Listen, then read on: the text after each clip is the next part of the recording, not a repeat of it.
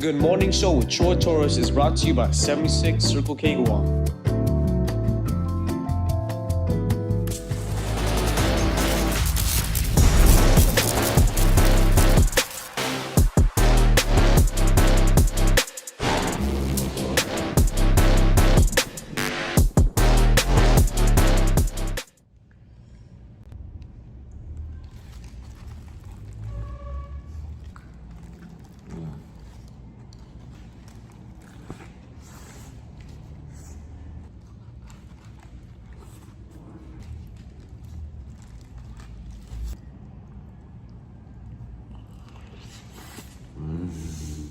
There's a lot that's been happening over at the Guam Department of Education. At least we think a lot has been happening.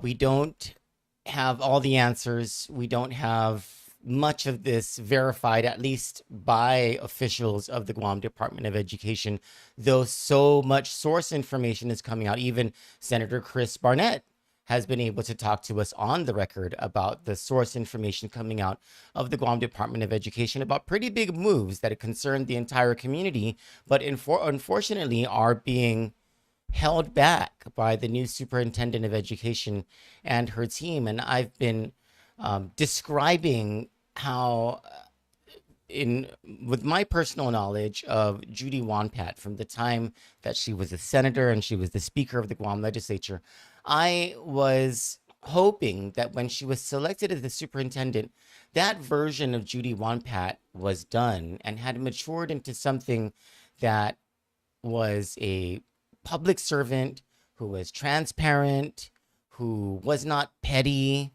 who did not seek the credit and the glory, and when she was criticized or scrutinized, did not shrink back from the white hot light of public scrutiny and would answer questions and would not blame other people, would take responsibility.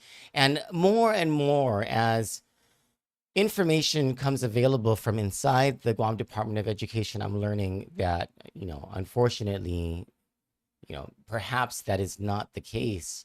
And this started with news of the closure of JP Torres Success Academy, and GDOE still has not been able to provide a proper answer as to why it did that and what's really happening with the opening of schools. They said there's not going to be any double session. So does that mean that the building remains available? And also, what happens to the federally funded faculty and staff of JP Torres Success Academy? Are they going to be fired? If they're not going to be fired, does your decision not to renew the grant now mean that you are going to have to now the taxpayers are going to have to pick up the tab because you made this decision in the consolidated grants, and it snowballed after that into now very loud information coming from everywhere but GDOE management that the superintendent is looking at closing schools, particularly in the South. Senator Chris Barnett even said what those consolidations are and which schools, at least from the information that he was getting. And one of the things that that he impressed upon our audience was he very much wants the chairman of the Committee on Education, Senator Vince Borja, to call a roundtable or an oversight hearing so that senators can talk about this. And he's asking respectfully if the chairman of the committee can remove the normal time limits so that it gives senators the opportunity to really grill GDOE management and board members about what is going on and why they're not being transparent and what exactly is the plan here, because these are moves that affect and offend our entire community. When we get back from the other side of this short commercial break, we will have on the line Senator Vince Borja to talk to us about his concerns. And you know what? I believe he's on a vacation right now. So we're interrupting his vacation. For the past 3 days, I've been trying to get him to talk to us on the show. And on the first day, he was like, Nah, like he messaged back much later. He was like, "Man, I'm really jet lagged." So I think he's like in the States. He's definitely far from home if he's jet lagged. And I think he's on a person like a family vacation, and we're interrupting that right now. But so we're very thankful that he has agreed to do this interview. So on the other side of the short commercial break, we'll talk to Senator Vince Borja about these issues and what he plans to do about them as the chairman of the Legislative Education Oversight Committee. Stick with us.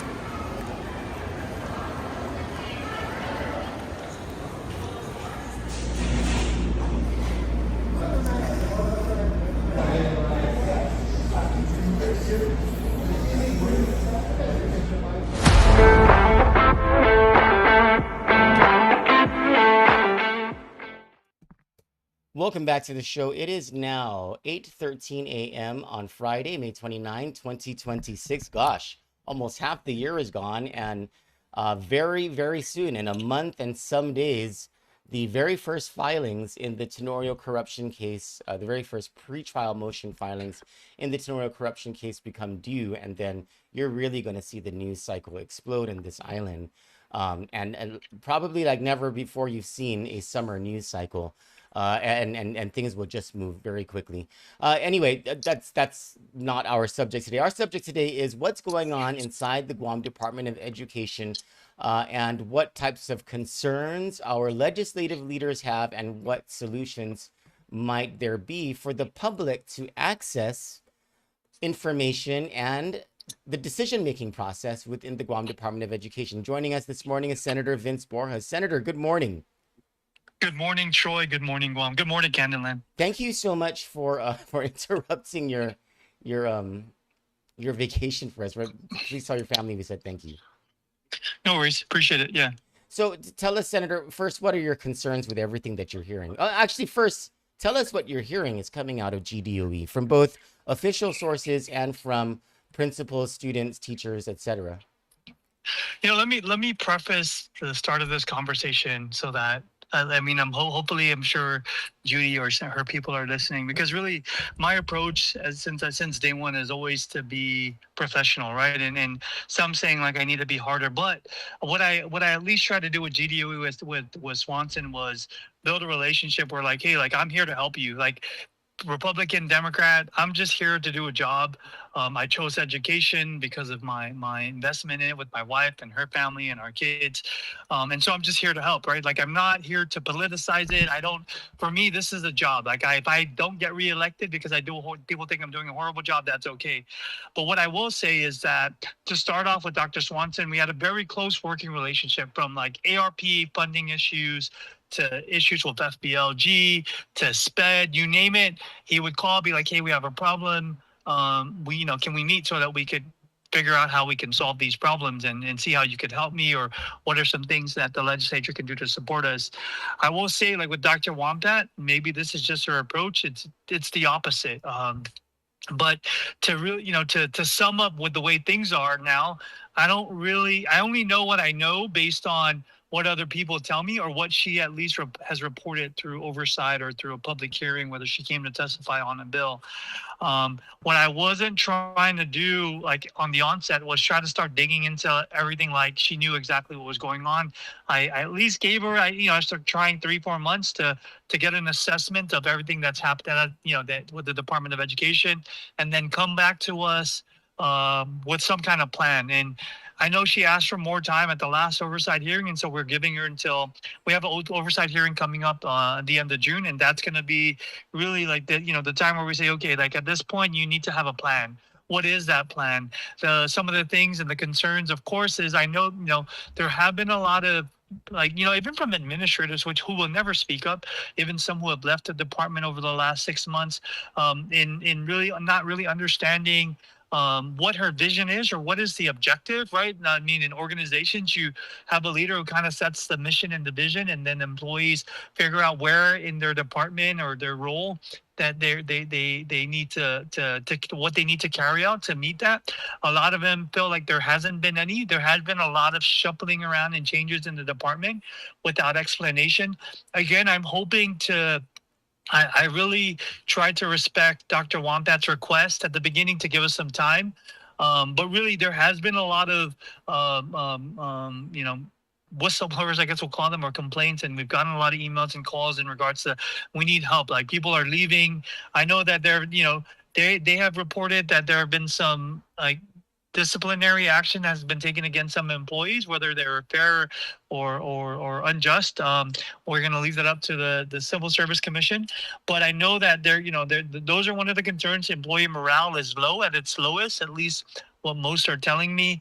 And again, I want to say, like, I'm not saying this I'm not here trying to bash just try to bash this. Again, this is from people on the ground.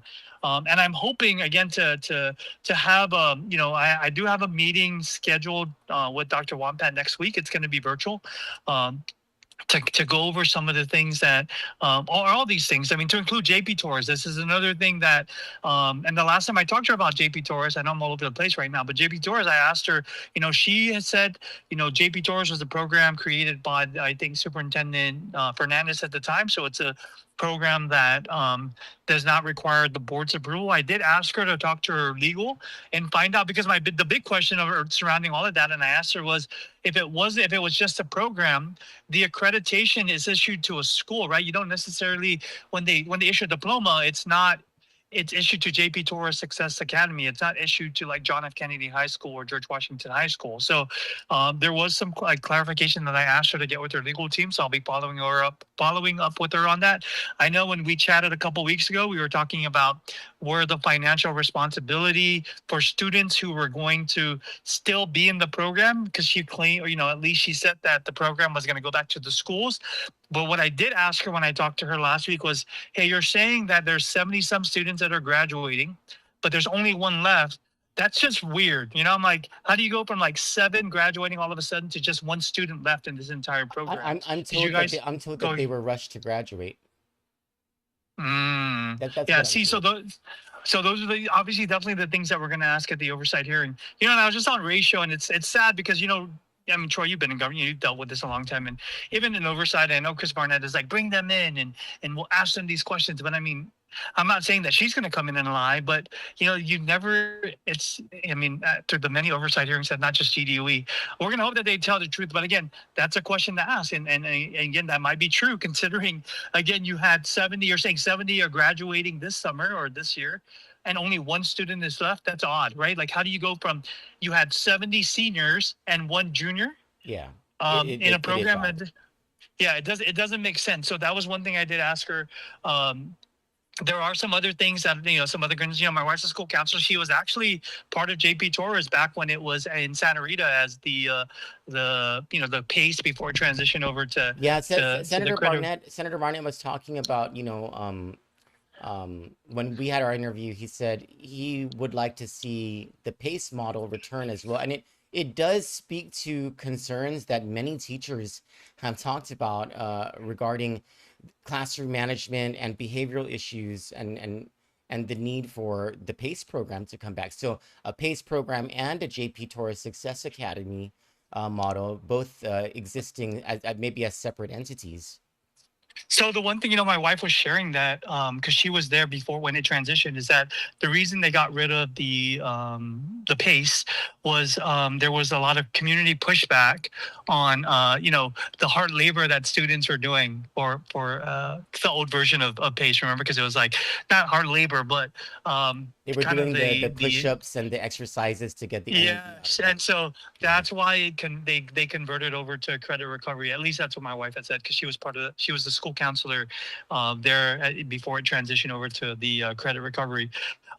But and even even she shared, she's like, yeah, it was definitely something the teachers and the community, meaning the students needed at the time. But Superintendent Fernandez at the time, gave into the pressure from the community or the parents saying, we don't like that you guys are doing this to our kids. And so that's where they transitioned over to the Success Academy. But again, like the other thing too, and again, I'm only sharing because my wife was part of that program.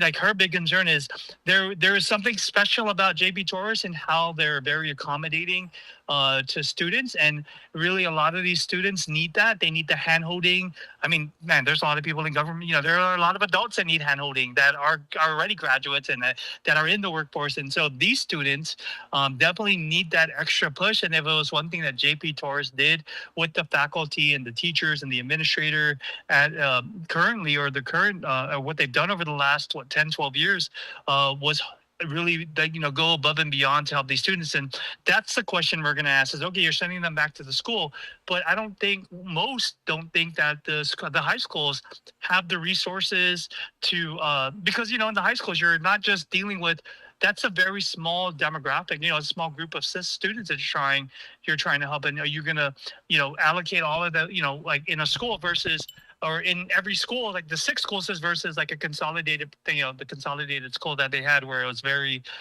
small and they were close knit and it definitely. So those are the concerns, or the big concerns on how they're going to fill that gap.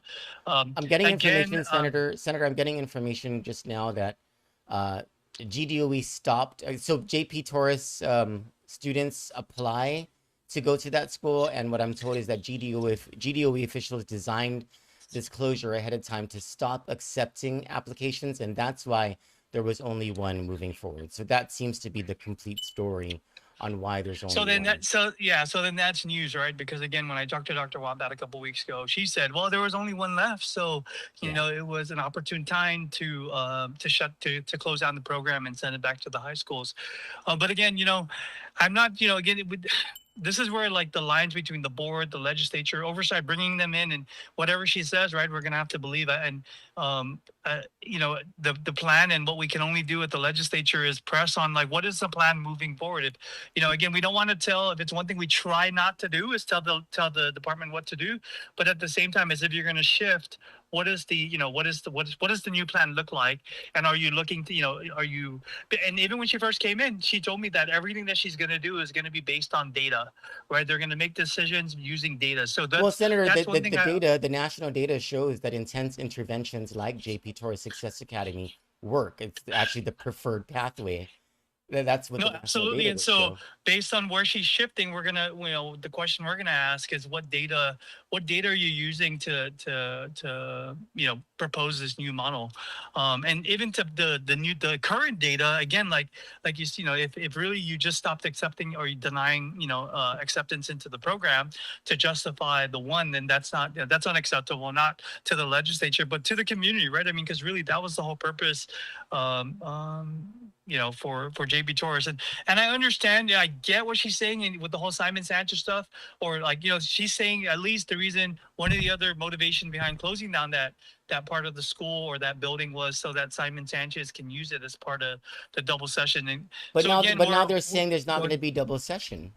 It's not. I'm sorry, to address the double session, meaning they're going to move Simon Sanchez over to Tizen. So that is, I talked to Miss Duenas at JFK, Tizen, who I was just there a couple of weeks ago meeting with some of the ROTC students. And I know Simon Sanchez, they're troopers. They have been, and just going with the flow. Of course, they're not happy with having to move. But, when I went to the town hall, they had a town hall. Simon Sanchez and FBLG had a town hall a couple of months ago. I was there, and, all the concerns that were raised by the community, I think for me, it seemed okay. And maybe the loud ones didn't come out, because I've been to ones where parents and teachers came out, and students in opposition to even trying to consider moving them out of JFK last year or 2 years ago. I'm not going to say that the community, everybody that was there, they asked questions. Their questions were answered. It seemed like they were okay, but I don't think that necessarily means the entire community is okay with the plan to combine the schools.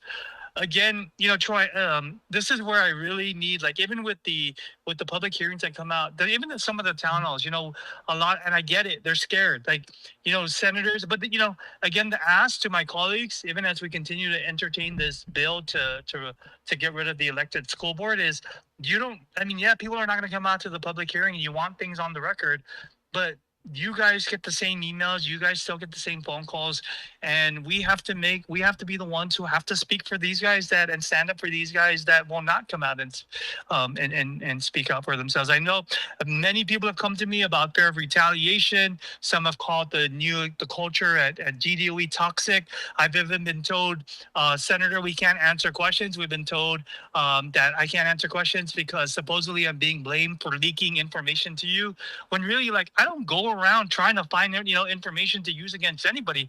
I'm just trying to help. Or if somebody asks me a question, I'm going to call you and ask ask for an explanation, and that is it. I'm not here to tell you, and that's kind of where we're at. But Senator, is it not to that point? I'm glad you raised this issue. To that point about the climate of fear and the toxic environment allegations and all that. What we have been able to confirm is that at least 4 grievances, and I've confirmed this with Robert Koss, at least 4 grievances have been filed against Judy Wampat alone, and there's information coming to me that grievances have been filed against other members of the management team. These guys have been in office for less than 6 months. Is that not concerning to you? Oh, absolutely, Troy. And I think, what we have to do is, one, this whole board thing, because it really comes down to the board. The board is the boss of the superintendent. Board. Yeah. Yes. It comes down to the board. And, when I haven't gone to a board meeting in a couple months, but even when I watch it, I still, even if I can't make it, I go and I watch it. And it's like according to the board members, they're all saying she's doing a great job. I can, from what she's telling me, it sounds like she's doing a great job. And I'm not going to say but from what I'm hearing, people, they're different, and that's on her to fix. And I told her that even at the beginning. She's like, I get the whole people are not going to be happy with change, right? People, a lot of times you come in, you shake things up. They're not going to, sometimes it takes people a little bit of time but that's on you as a leader, right? To gauge that, because I think with change, like, you have to get people to buy in order for change to be effective. And I don't think she's doing a good job at that based on the feedback. Again, this is not me just saying that she's not doing a good job. This is, and you said it, right? Like, people, they come to you, they come to me, I've got phone calls, WhatsApp messages, emails, and again, I have to, I have to press the board, and we'll ask the board this at the oversight hearing, because we're going to call them. It's not just, we're going to do an oversight on the board again, and to press them on all these raised, issues. They have to do something about it. Not just that, even they still have to respond to the audit. It comes down to, yeah. Are you also, let's raise this as another concern, the seeming disconnect between the board and the people of Guam, the seeming disconnect between GDOE management and GDOE, the rest of GDOE, and any concern that this board is basically disconnected and rogue. And I bring that up because it's not just about the concerns about the superintendent, who is their responsibility, but also they're just flatly ignoring a mandate. This was a story, I think, of it in the Guam Daily Post, flatly ignoring the mandate of Public Law 3744 to provide the management audit to you guys. They are, and I just sent a recent letter to them asking, like, hey, where are we at? Like, this was due 6 months ago. They're dancing around the technicality of some of the information, the inaccurate information. I mean, they're not saying that the information about the performance of the department is wrong. They're just saying, like, little things like people's job titles, names, or et cetera, are all wrong, or whatever. And so we're waiting on that. But I mean, since you're asking, I mean, I'm sending this letter. If we need to take it to I'm going to seek legal advice on what we need to do to hold them accountable, because we can't continue. And that's the problem, is like, when you have a board that really goes and attacks, like, the former administration about all the different things that they didn't do or what they should have been doing and how to do it, and then you have them who can't even follow the law. That's where I have an issue. And I'm stepping on toes by saying this, because I've been warned not to be careful on how but it is frustration, because ultimately the buck stops at them. the buck stops at them and what how to address all these different things in the department. They say, well, we're just a policy board. I've even said, well, if you're a policy board and there are things that you need changed, introduce a resolution to pass a new policy to require the superintendent to do specific things. Right. But I don't even think, I'm not trying to say that they don't know it. And maybe that could be it. I mean, in the audit, it talks about training, Well, and that could be it. the audit says that they don't know. That's what the audit Yeah. says. Yeah. Yeah, and I'm only saying what the audit says because again, I'm not one to sit and just start to attack people, but I will say like they have big problems with the board. They're not owning it, obviously. I mean, this is not the first audit from this to the audit from the OPA, the Evergreen audit from 10 years ago that they still haven't acted on, and this is where we're at, and it's sad because it's the administrators, the staff, the students that are the ones that are paying the price for this, and we can't continue to move down this path. And that, that message is growing louder, Senator. That message to us in the media and to Senator Barnett, to you, and I have to imagine to other senators as well, that chorus is growing louder, that the problems are growing within the Guam Department of Education on all kinds of different fronts. And it ranges from the board to the superintendent to her new team, from hostile work environments to decisions, to the decision-making process being closed, to bad decisions being made, to people getting disciplinary, adverse disciplinary actions because of for political reasons. It sounds really, really bad in there. Oh, it's bad, Troy. And I think, if it were up to me, the legislature, or even the Committee on Education, we definitely, intervene, but there really our powers are limited in regards to what we can do to get in the middle of all this, aside from an oversight, which really at the the next oversight at the end of June is we need clear answers. We need, even with everything that has been raised from the fear of retaliation to the culture being described as being toxic, like she has to have a plan. And I think that's a fair question to ask. Like, you're there to lead, you're not there to dictate. And I think she understands that. She should know that. Well, you were saying earlier that when they provide answers, it's what are you guys able to do? You have to believe them. But I was just wondering, do you really have to believe them, especially considering what we have found out recently about government officials who we thought that we could trust in taped recordings in Simon Sanchez high school negotiations. And granted, these are different public officials, right? But the point remains, like, we think that we can trust some public officials, but really we can't. And so do we have to believe what they say when they tell us something in an oversight hearing, even if they're under oath? Do we have to make policy based on what it is that they say? Because for me, Senator, as a citizen, I don't trust what a lot of government officials say, even if they're under oath.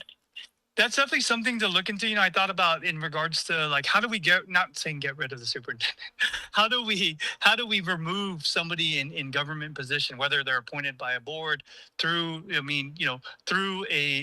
they say, well, there's a civil service commission or the ethics commission, but even at that, like, where things go there and they sit there forever and nothing really comes out of it. Even at that, it's like, there's no teeth. And so I have my team looking into what are some things that we can do to remove somebody in a government position, through whether it be through the legislature, maybe through some legislative action that creates a committee that can remove an appointed official for the most part. I mean, from director level to the superintendent. And so we're looking into the law in what we can do because that's really what it comes down to. It's okay if the board is not doing it, the board is not going to do anything about it, or the governor, on the other hand, for the executive branch, then at what point do we, whether we give the ethics commission more teeth and make it more independent. So those are the different things that we're looking into, because again, even like all the boards across the government of Guam in it, and this, I mean, I'm not saying all of them are bad, but they really all just, it's this game in politics is really dirty. And I'm trying to, I'm doing my best to try to navigate it without having to, because I mean, there are good people. I just don't want it to, how do you say it? Make it seem like everybody is bad, but there are a lot of bad that happens because we have to trust that like the superintendent is going to do what's in the best interest of the agencies that she's been appointed to serve.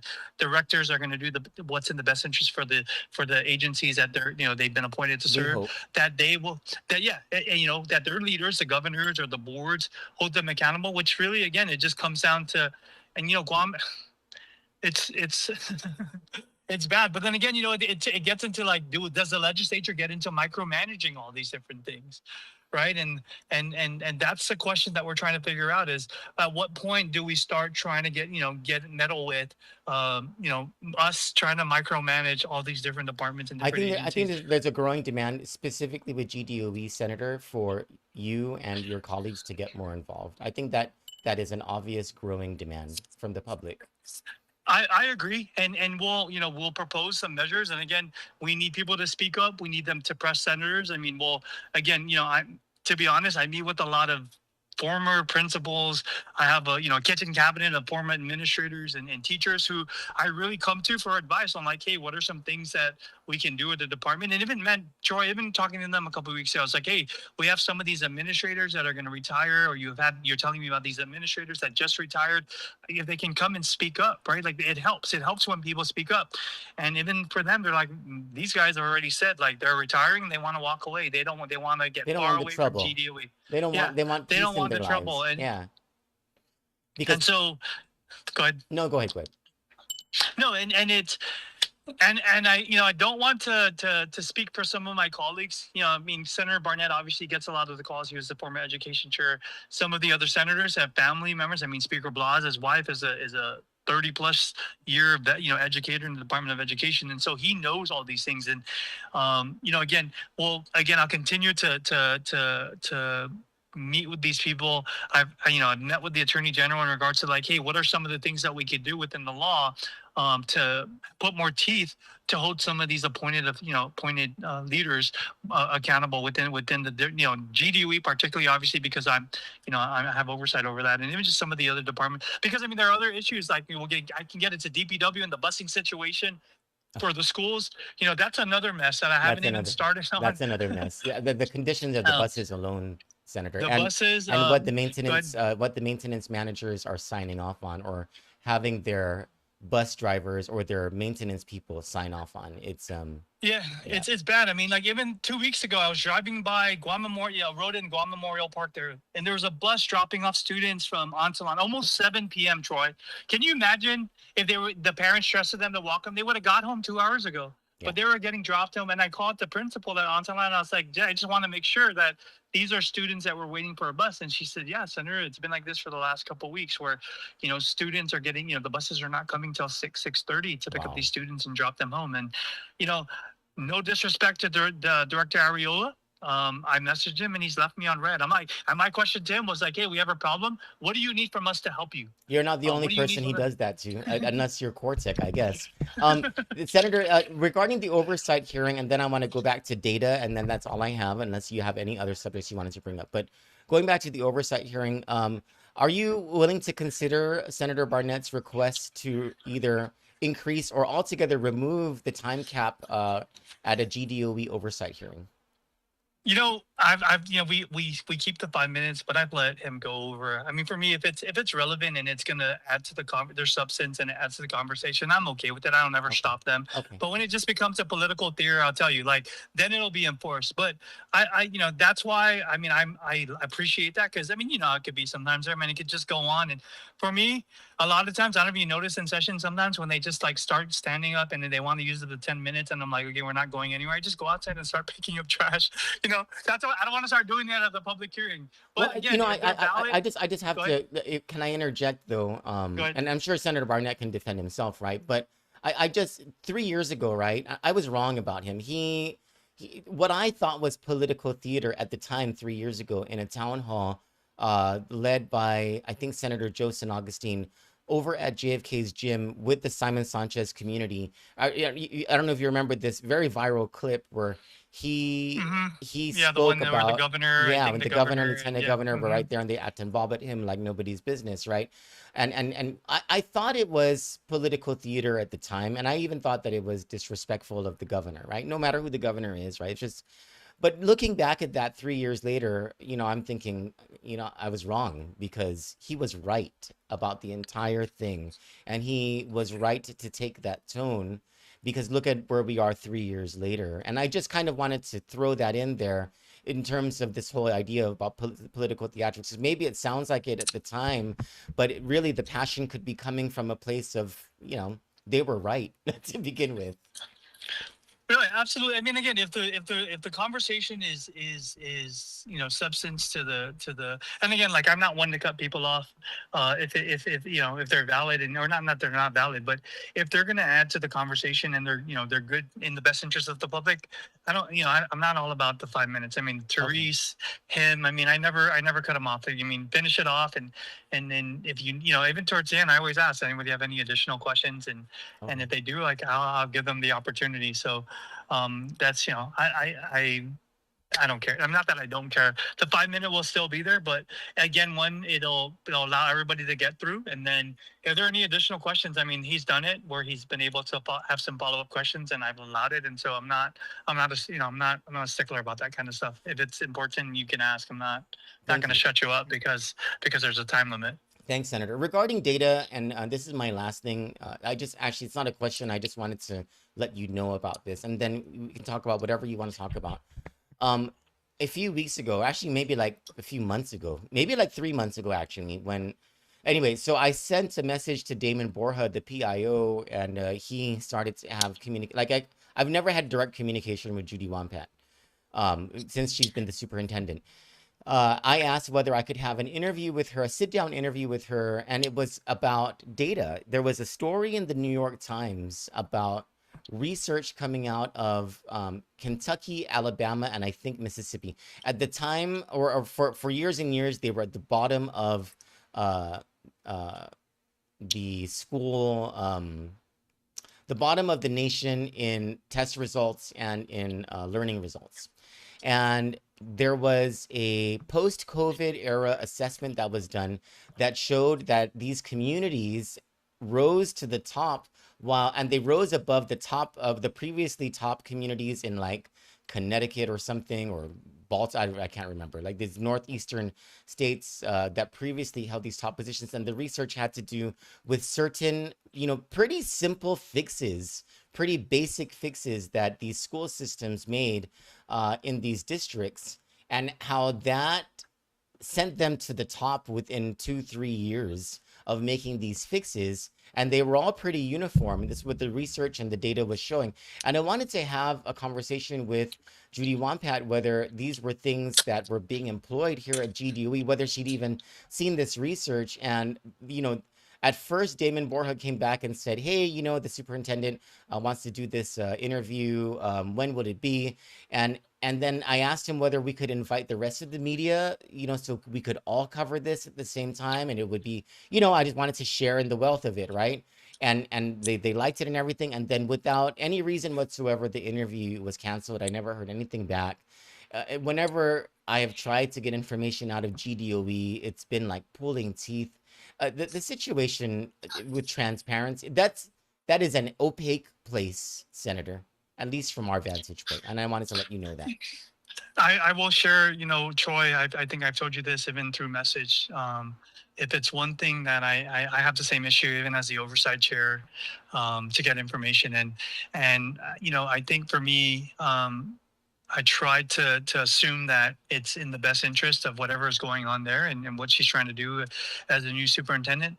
But and I go, again, she could just have trust issues. She's a former politician, and maybe they're, I feel like for me when you're trying to avoid things or you're trying to control information. And again, I'm not saying this is what from experience, even from the military to corporate, when you do that, you're trying to hide something. And I'm not saying that that's what she's doing, but that's just the way it feels. And I hope that that's not the case. And I hope she's listening or somebody's listening to go back and say like, dude, I'm here to help. I'm here to work with you.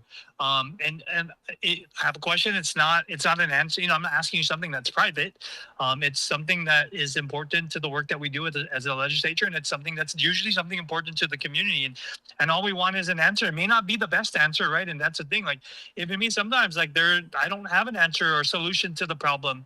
But I'll tell you that, there are things that we're looking into it, and different things that we're considering, and it may not be the best idea. I mean, there are things that I've introduced where people thought was a very bad idea. But for her, I don't know what it is. It could be maybe her experience as a former senator, that she just doesn't trust me, or trust the legislature, or maybe even trust the media. And for me, it seems like she's doing her best to try and at least contain the information so that she can control the narrative. And again, this is just the way it seems. I don't know if that's really what her intent is, but that's just the way it seems. Because before, like, a issue with, like, a vendor would call and be like, hey, we haven't gotten paid. We could just call, like, Jordan, who's, like, not even, like, in the senior management team, and be like, hey, where are we at with this? Or, like, coaches stipends, like, hey, this is the second quarter sport, it's fourth quarter, one of these guys going to get paid. And they could answer us. Whereas now it's not that easy anymore to get information, because at least I've been told, not through them, but like some other sources, that all the information has to filter through the superintendent before they respond to anybody, outside, external to the Department of Education. And I mean, we can't tell people how to lead, but it's definitely, in this type of work, and especially the Department of Education, where, teachers, thousands of lives are at stake, millions of dollars are being given back, and now being put on our local taxpayers. These are definitely things, like, answers that we should be able to get, because at least for me, my job is, I'm here to help. Like, you tell me what we need to do. What do we need to do from a legislative standpoint to support you? Just like given this recent bill to allow her more flexibility to spend the money, the excess to $77 million.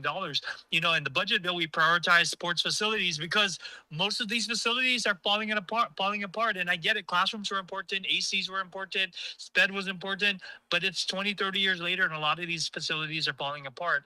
But she asked for more flexibility because she has all these other bills that she needs to pay. And so we gave it to her. I didn't agree with it, but again, my job is to work with her, and I was willing to do that. And I hope that at this oversight hearing, again, we're looking for clear answers, a clear path forward. If we don't, I mean, for $210,000, I'm sorry, with all due respect, I'm not saying she doesn't deserve it, but we're looking for you to make some magic happen at the Department of Education as the highest paid superintendent. And you just have to have a plan at this point. And if you don't, then maybe, again, this is where the board, and we have to be honest on, maybe this is not the job for you. And I'm not saying, and this is with all due respect, because I know she's former principal, former senator, former principal at GAX, I think, at the charter school. And so there was a lot of high expectations. Senator, reasonable people are not impressed by that. I don't think the objective person seeing everything coming out of GDOE over the past 6 months is going to be impressed with that past record. And I'll ask that question at the oversight, and that's something she's going to have to answer to, right? She understands, like, this job. I mean, she's appointed by an elected board. I mean, you answer to the board, answers to the people.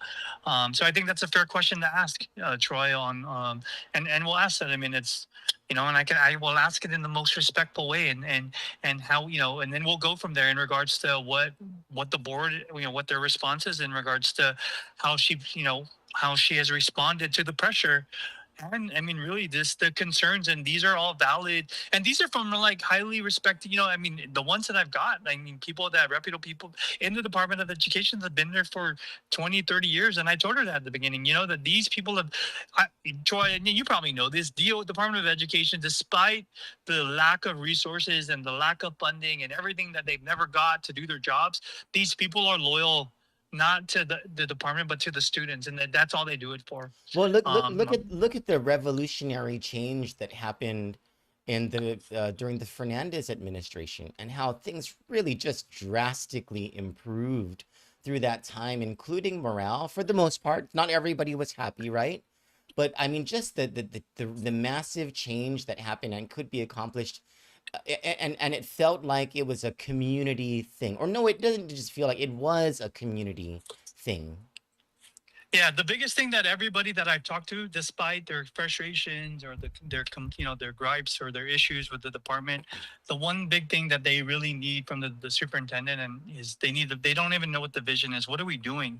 They show up every day and they it's one day at a time there, and they don't even they want to know like where are we going? Like what do we? I want to follow you, but I don't know where to go because I don't necessarily know. Like I have to wait for you to tell me, and they just want vision. They want guidance on like, hey, what are we trying to do here? What are the objectives? And that those are the biggest concerns. And again, like even that to that, like from a lot of these employees is we don't know. Like we're making all these changes, or they come in like even administrators, they bring us into a meeting and they tell us this is what we're gonna do with zero input, without getting any input from these guys that have been in. And no disrespect to these deputies that have come from Saipan, but again, like Saipan to Guam is very different. And we don't know if those are coming from the superintendent or if these are just deputy super. They're just making these decisions. But a lot of the administrators and leadership feel like or not feel, but they get there's no input asked from any of the leadership, and that's the sense that I'm getting from the department. From a lot of these guys within the Department of Education. And again, these guys are the ones you can't do it. I'm sorry. I mean, if Wombat thinks her and her three deputy superintendents are going to change the Department of Education, I want to smoke what she's smoking because you need these administrators, you need these staff employees at Central, you need the staffers, you all need to be they all need to be on the same page to understand what are we trying to accomplish here and how can I help. That is the big question from everybody, from administrators down to even the SPED employees. I was talking to an administrator a couple weeks ago, and she was like, our one-on-ones, our TAs, they call in, and you know what that administrator said to me that baffled me or shocked me? She was like, but I don't blame them. I want to call in all the time too. I was like, holy God. Yeah, I mean, that's the culture. I mean, that's the temperature of the Department of Education. When she said that, I'm like, it was an eye opener. She was like, I don't blame them for calling in. I want to call in every week too. Yeah. But Okay. Well, but Senator, we go ahead. no, when will Go the ahead. oversight hearing be?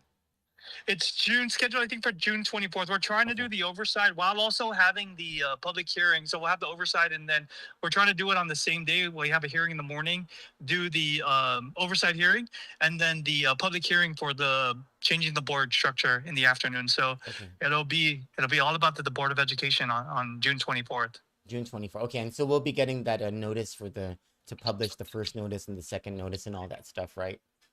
Yep. Okay. But really, I mean, my closing comments showing that, and I know it's hard, and I get it. Even my wife and her entire family are educators in the Department of Education. But we need these people to come speak up, and I get it. It's risk. Some are they're scared they're going to get retaliated. Some principals are scared they're going to get reassigned or whatever. But this is the only way it's going to change, and it could be for good. I mean, maybe Dr. Wombat might listen after this oversight hearing. Maybe you can establish a hotline, Senator, ahead of this as you bring out this message. Do not be afraid. That is a very good idea. We'll definitely do that. If anybody treats you so much as giving you a dirty look because of the concerns that you brought up publicly, call our hotline and we will begin to provide you the protection that you need against retaliation, stuff like that. No, yeah, absolutely, and we'll definitely set that up in the next week. Yeah, all right. I mean, not just for this oversight hearing, but really just moving forward. And I think that's something that, I mean, the federal government has something like that. They have something called like the inspector general, where you file a formal grievance, and then the department head has like a specific amount of time where they have to respond to address that concern. And so I think that's something we'll definitely look into. Thank you, Senator. So on a separate interview, I'd like to invite an interview with you. It doesn't have to be live. Actually, I need to interview as many senators as I can about this whole Cortec issue with Simon Sanchez High School and the appropriations that you guys have made and what it is that you knew at the time that you made the appropriations. And also, we have a column on Kandit called The Commons by Samuel Kim. There's a piece called The Seed and the Soil, and I wanted to get your take, as well as others who are running for election, their take on how to defeat corruption in Guam. Oh yeah, absolutely. We've set up some time next week. Thank you, Senator. I appreciate it. All right, appreciate it. Thanks. God bless you and your family. Thanks, Joey. Bye. Thank you. That was Education Chairman Senator Vince Borja. As a recap, he is just as concerned about what's been coming out of the Guam Department of Education from quiet sources, from people who do not want their names out there because they're afraid of retaliation, and of course concerned about the climate of fear and the toxic work environment and all that stuff, right?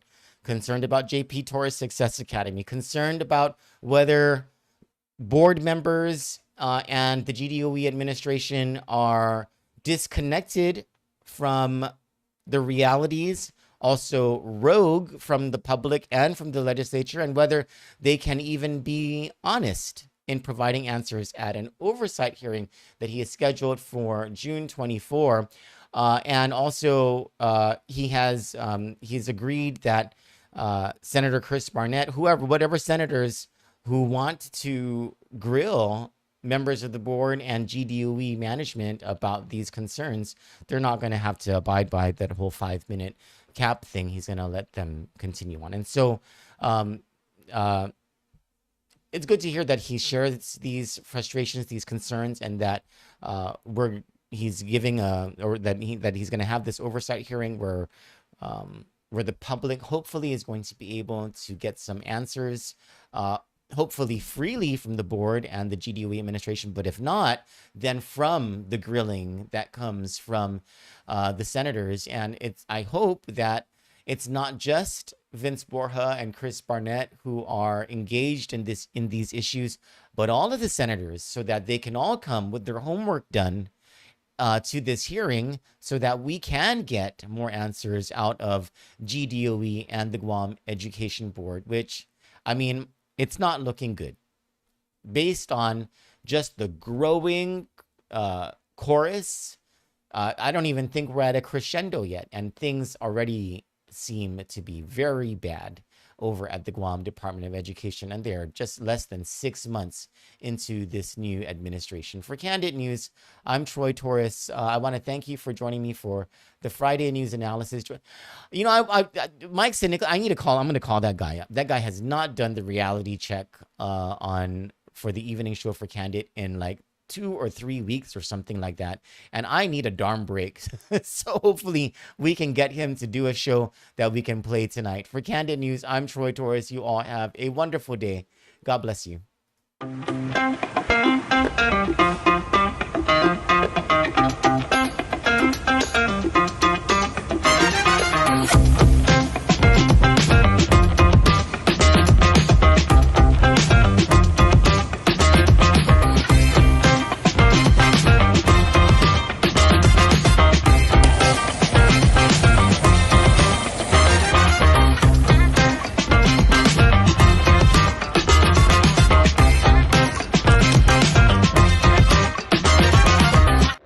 We delivered.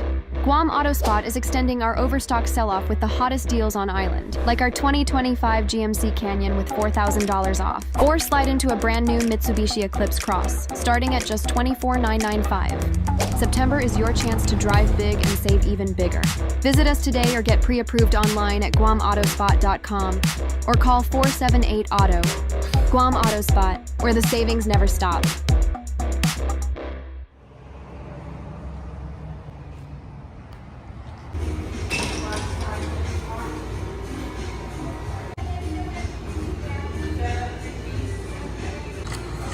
This stuff's hitting the spot.